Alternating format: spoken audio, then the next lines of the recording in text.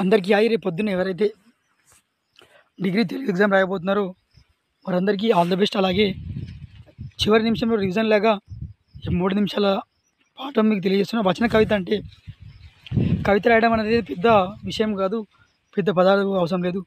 మనకు తెలిసిన చిన్న పద్యాలు, చిన్న పదాలు ఒక దగ్గర చేసి రాయడమే వచన కవిత అని.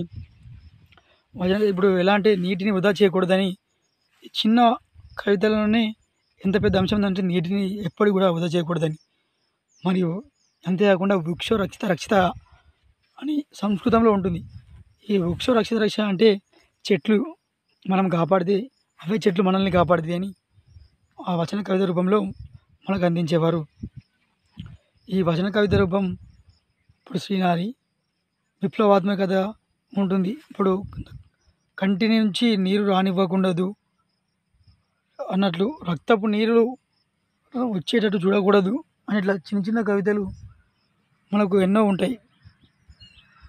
ఈ వచన కవిత లెసన్ మనం సింపుల్గా అర్థం చేసుకోవాలంటే చిన్న చిన్న కవిత రూపాలన్నింటినీ వచన కవిత రూపాలని అంటారు. అది సూక్తి రూపంలో ఉంటాయి. మీరందరూ ఈ లాస్ట్ మూమెంట్లో నేను చెప్పేవి విని సొంత మాటలు కూడా రాసుకోవచ్చు. రేపు పొద్దున్న ఎగ్జామ్లో మీకు అర్థమైంది వచన కవిత అంటే ఏంటి, వచన కవిత ఎప్పుడెప్పుడు ఉపయోగపడుతుంది అన్న విషయాన్ని మీరు రాస్తే చాలు, అంతే. మరియు నేను చెప్పినట్లు వచన కవిత ఎలా ఉంటుందంటే నీటిని వృధా చేయకూడదు, వృక్ష రక్షిత రక్షిత అని చెప్పాను కదా, అలా అదే విధంగా ఉంటుంది. చిన్న చిన్నగా ఉంటాయి. మరియు వీటికి లయ, పద్యం, సంస్కృతం ఇవేం అవసరం లేదు. అలాగే గణాలు, లఘువులు, గురువులు, వృత్తులు ఇవేం అవసరం లేనటువంటిది ఈ వచన కవిత. ఎవరైనా రాయవచ్చు, మీరు కూడా రాయవచ్చు. మీకు తెలుగు పదాల మీద ఒక పట్టుదల ఉంటే రాయొచ్చని మీకు తెలియజేస్తున్నా. మరియు ముఖ్యంగా అందరికీ ఆల్ ద బెస్ట్.